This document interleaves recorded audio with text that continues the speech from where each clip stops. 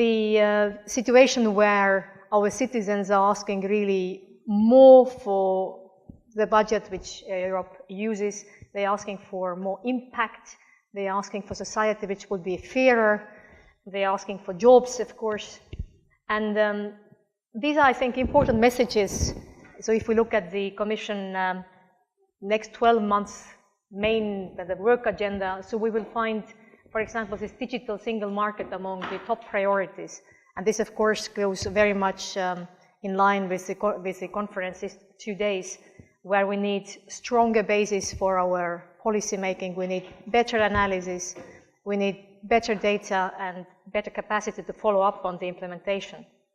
So the other side of it is so-called better regulation, as we call it, to make sure that the policies which are designed are really of a good quality and are something that citizens also appreciate and accept is of course very, very essential. And that's where, of course, the data technologies, the evidence provided will come in play. And we recognize that the novel data technologies, they are increasingly supporting of the processes of decision making, and we need to take better advantage of them. Of course, data-driven insights can inform policies in a timely manner and point to facts which otherwise would be hidden from our view. So we, through these 2 days, would like to see your ideas, your examples, how from the data, how from the sources and new methodologies we can actually get new insights. How can we use them in the policy design as well as follow-up?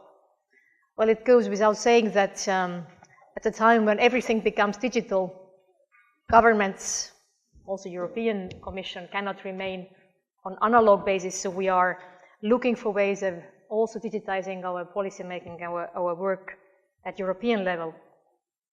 So we face the challenge of the transformations which we need to go through. And it's not only in the science part, it's clearly also, of course, organizational side and the way we do things in Europe. I come from the part of the Commission which is called Joint Research Center. So it's really the scientific arm of the Commission. We are within the executive body, but we are a scientific research organization. And we have colleagues who really spend their days on research. But the other side of it is that we are there to help translate the scientific findings, the new technologies, into something that would be understandable and more easily accessible to the colleagues in the policy DGs.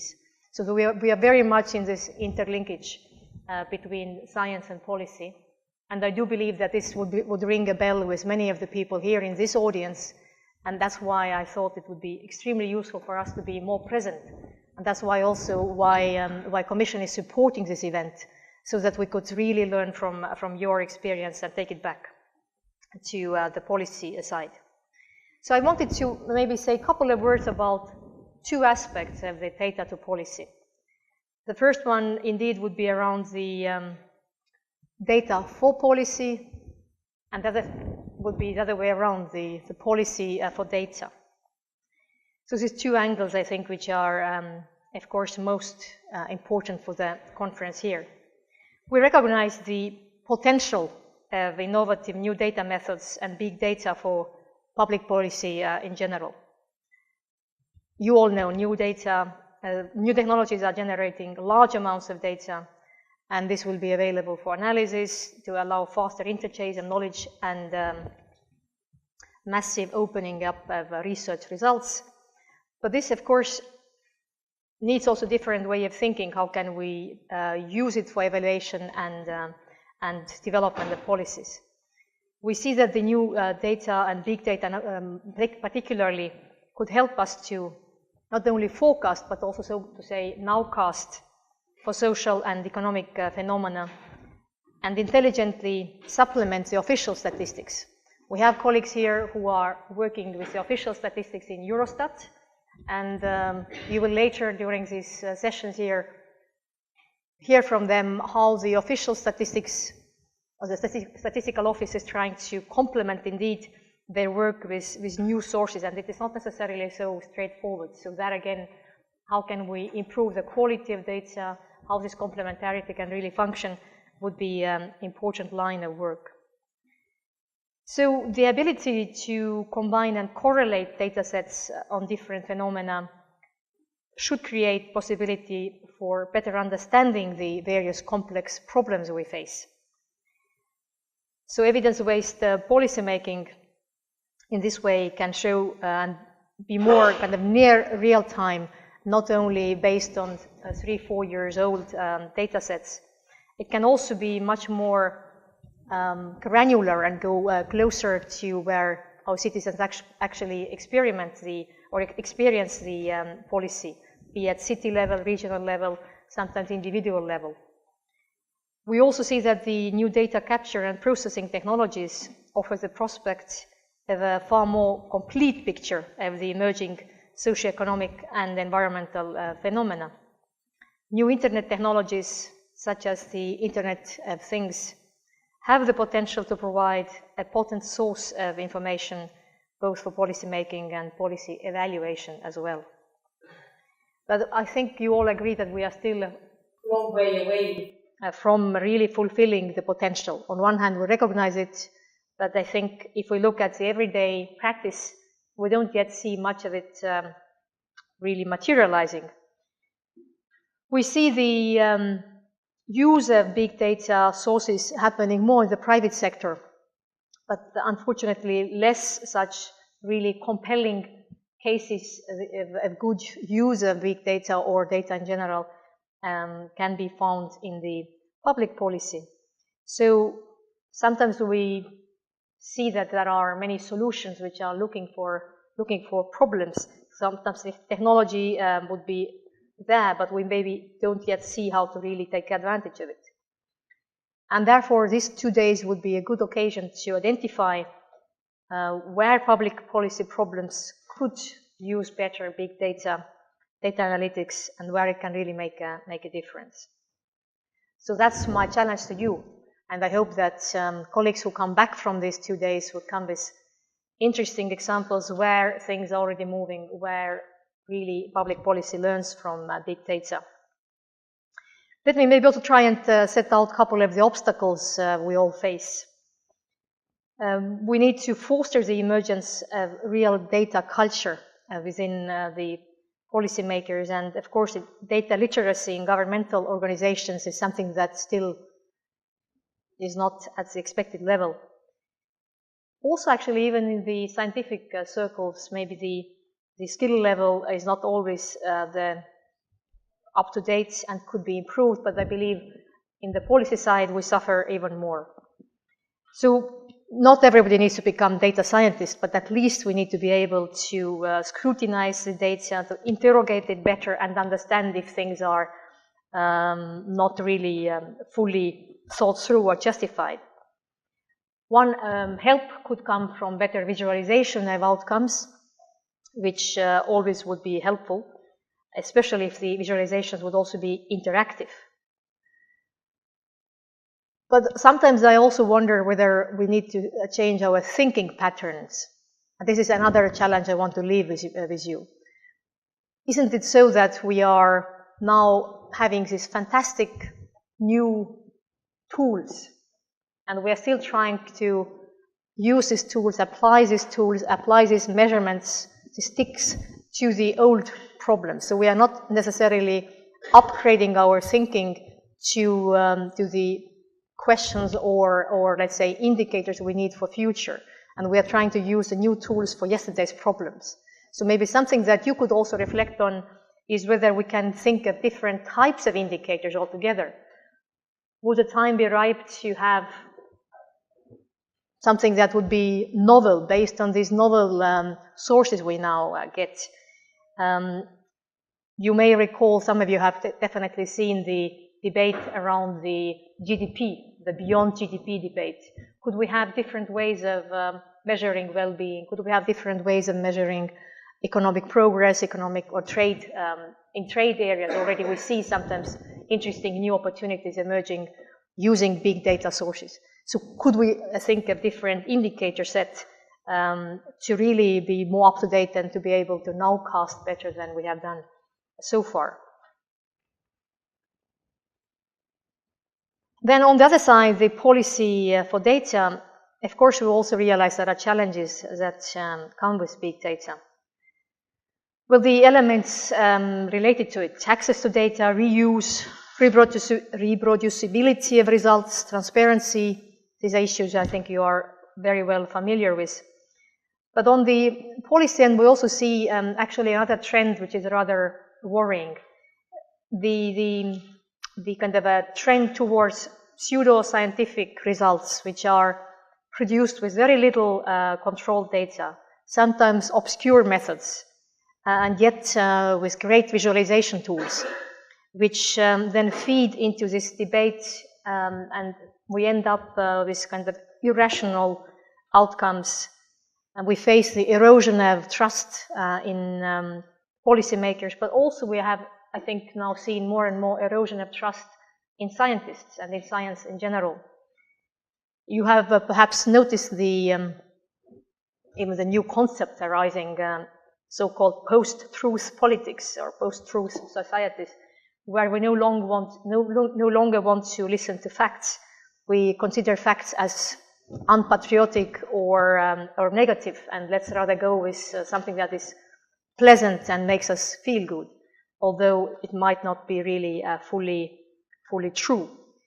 So for data scientists in the room, I think what we should really underline is that the veracity of the data should be something we very much prove and really put stress on.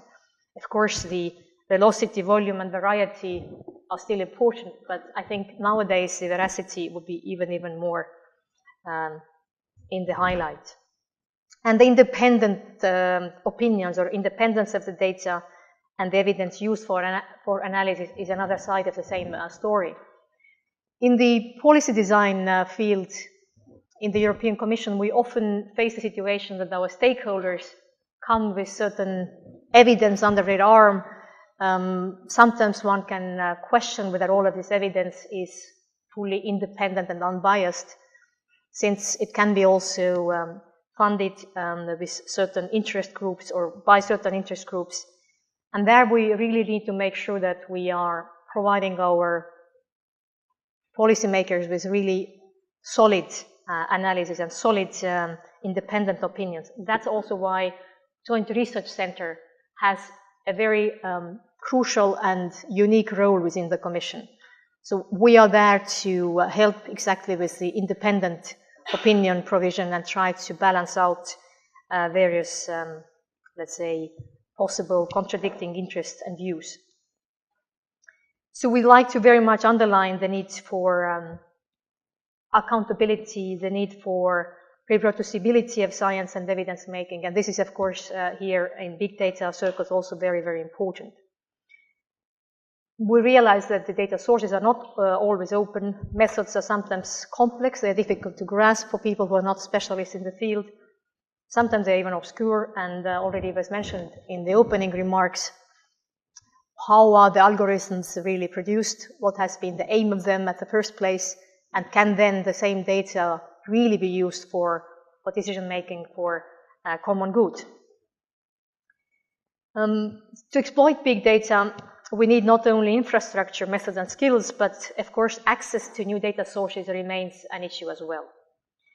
You all know that notably big data is largely in the private sector, be it social media, mobile phone data, commercial transaction data. We have currently several pilots running across Europe on each of these data sources, including some of them actually funded by the European Commission, where we work with, JRC works with Eurostat. But these are rather, I would say, small-scale exercises. What we really need is to explore opportunities and develop methods how to scale up such smaller case studies into policy making at European level. And most of the access is currently negotiated with individual commercial providers, and EU-wide access is not available and rather rare. And of course, access conditions often include restrictions on reuse and openness, and that's something we need to, I think, look and tackle together. There will be this year still a new paper from the Commission addressing some of these challenges. So-called free flow of data proposal will come from DG Connect side of the Commission. And I do hope this will help us indeed to address at least some of these issues. Related to it is the question, how can we better use governmental and public sector data? Because this could actually be a complementary and very useful field. And yet again, I believe there will be examples during these 2 days about the good case studies where public administration data has been made available. But I think this is a very important line of work where more needs to be done for the collection and facilitating the access of such data.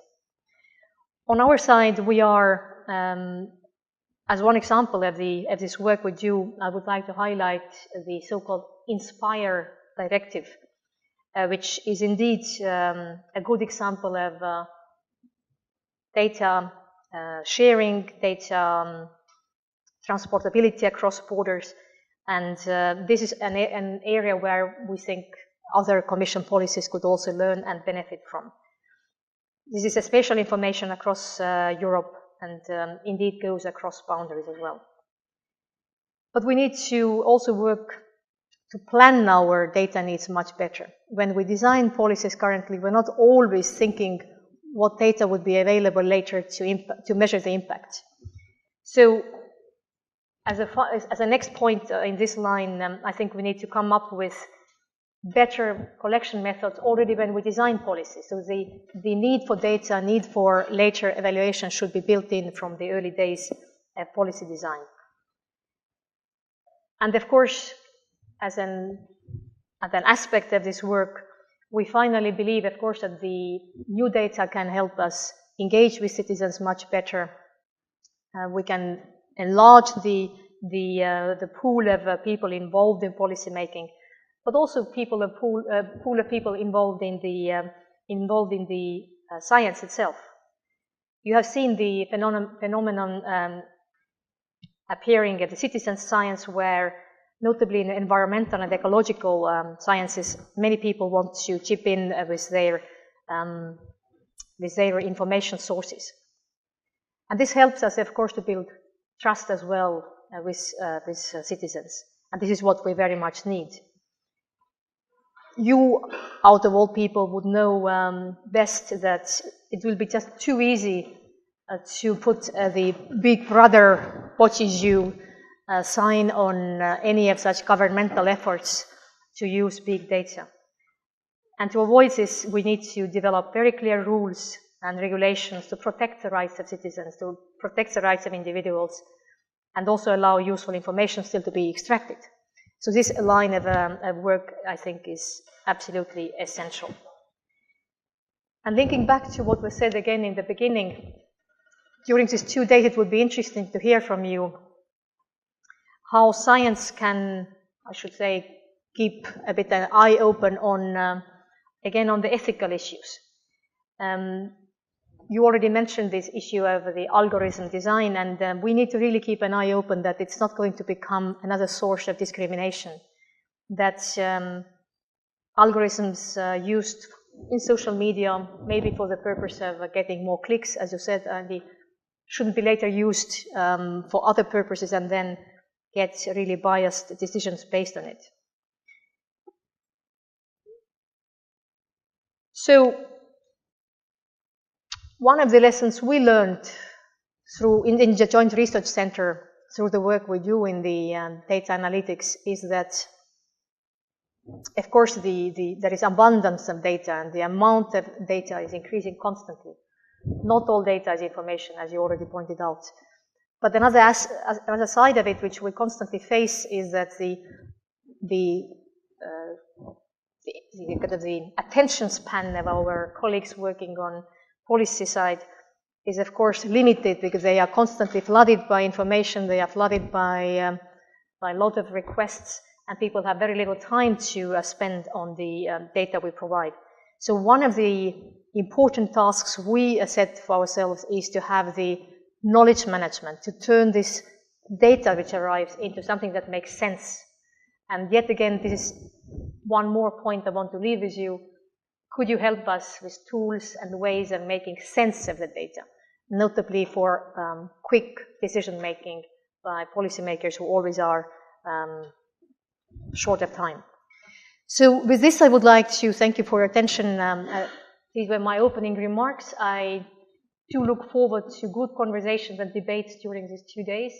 I have kindly asked my colleagues to take ample notes so that we could indeed benefit from this discussion in 2 days, and I wish you a very, very successful conference. Thank you.